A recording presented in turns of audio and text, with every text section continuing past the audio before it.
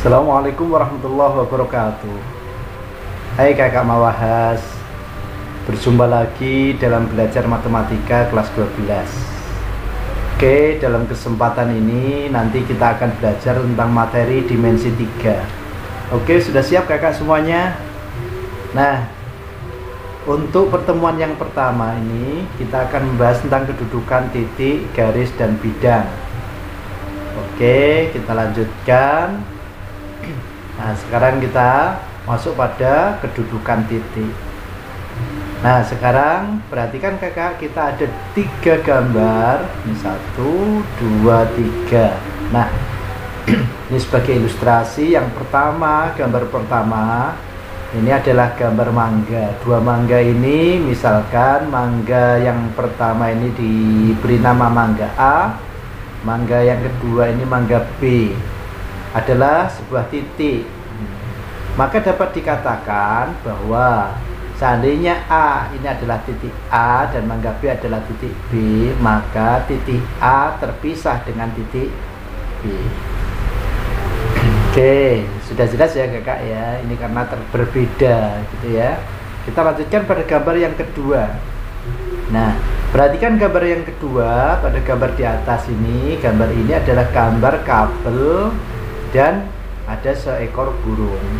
Anggap saja bahwa kabel ini adalah garis dan burung ini adalah sebuah titik. Nah, jadi dapat kita lihat di situ. Maka dari gambar ini kita dapat simpulkan, dapat katakan bahwa titik ini berada pada garis atau titik terletak pada garis. Kita lanjutkan yang gambar yang ketiga kakak. Nah, gambar ketiga ini coba tebak itu gambar apa itu? Ya, betul, ini gambar permen. Nah, di sini ada toples yang di dalamnya permen A dan ada satu permen B di luar toples. Nah, sekarang kita misalkan permen adalah sebuah titik. Maka ada 2 titik di situ, titik A dan titik B. Titik A letaknya di mana? Nah, perhatikan titik A terletak pada bidang ya, karena berada di bidang B. Terletak pada bidang toples, sedangkan titik B terletak di luar bidang.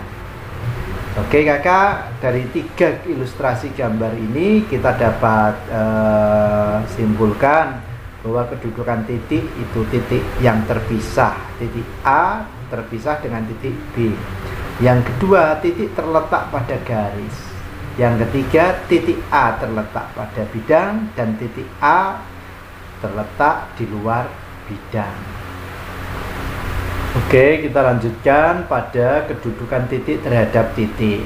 Nah, di sini ada 2 gambar. Ada 2 gambar. Oke. Perhatikan gambar yang pertama, kakak. Ini gambar pertama, ini ada titik A dan titik B. Maka dari ilustrasi gambar pada slide sebelumnya dapat kita simpulkan bahwa titik A terpisah dengan titik B, atau titik A dan titik B adalah 2 titik yang berbeda. Ya, kita menuju kepada gambar yang kedua. Perhatikan gambar di sini ada gambar sebuah titik. Sebenarnya bukan satu titik kakak. Ini ada titik C yang di sini dan ada titik D yang menghimpit atau bersatu di titik C.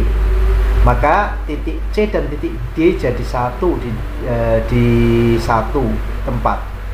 Maka gambar di atas adalah titik C berhimpit dengan titik D, atau titik C sama dengan titik D. Oke, kita lanjutkan. Nah, sekarang kedudukan titik terhadap garis. Titik terhadap garis. Ini juga ada 2 gambar kakak. Nah, ini ada 2 gambar. Yang pertama, perhatikan ada titik A di sini dan sebuah garis yang melewati titik A. Ini garis L. Ini garis L yang garis ini melewati titik A. Maka dapat dikatakan suatu titik dikatakan terletak pada garis jika garis itu melalui titik tersebut, sehingga ini adalah garis yang titik yang terletak pada garis. Yang selanjutnya perhatikan, ini ada garis L, titik di luar garis L, maka titik tersebut adalah terletak di luar garis. Jadi untuk kedudukan titik terhadap garis ada dua, yaitu titik terletak pada garis, yang kedua titik terletak di luar garis. Oke, kita lanjutkan lagi. Pada slide yang berikutnya adalah kedudukan titik terhadap bidang. Titik terhadap bidang. Nah, perhatikan ada dua gambar di sini. Ada bidang V, ada titik di sini, dan ada bidang V, ada titik B di sini. Nah, sekarang kita lihat yang gambar yang pertama. Suatu titik dikatakan terletak pada bidang jika bidang itu melalui titik tersebut. Jadi misalkan ini kertas, atau misalkan ini satu bidang, maka titik ini berada pada bidang itu. Nah, berarti kalau kertas titiknya menempel di kertas, titik A ini. Nah, sekarang yang nomor 2, jika titik tersebut dikatakan terletak di luar bidang, maka titik itu tidak melalui bidang, atau bidang tidak melalui titik. Ini di luar bidang titik ini. Misalkan lantai ini adalah sebuah lantai kelas, maka titik ini di luar. Bisa jadi titik ini di langit-langit kelas. Maka seandainya lantainya diperluas pun, dia titik itu tidak akan berada pada bidang, ya. Jadi bidang itu tidak akan melalui titik karena titiknya berada di atasnya bidang. Oke, kita lanjutkan. Perhatikan di sini ada garis L, ini garis L. Sekarang titik sudut kubus apa saja yang terletak pada garis L. Nah, titik sudut kubus apa saja yang terletak pada garis L. Perhatikan titik sudut, mana yang membuat sudut. Nah, yang membuat sudut ya ini. Nah, ini sudut nih. Berarti apa? C, B, F. Bisa jadi titik sudutnya adalah C, B, F. Oke, titik sudut C, B, F. Oke, ada lagi kah? Ada yang bisa? Oke, betul. Ini adalah termasuk titik sudut A, B, F. Berarti titik sudut A, B, F. Ada lagi? Ya, betul, ini. Oke, yang ini berarti D, A, E.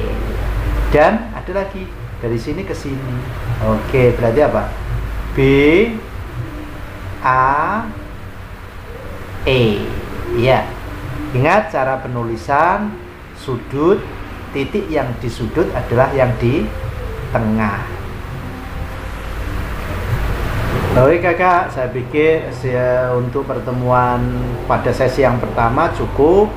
Kita lanjutkan nanti pada sesi atau pada pertemuan yang berikutnya. Terima kasih, selamat belajar, sukses selalu untuk kakak semuanya. Assalamualaikum.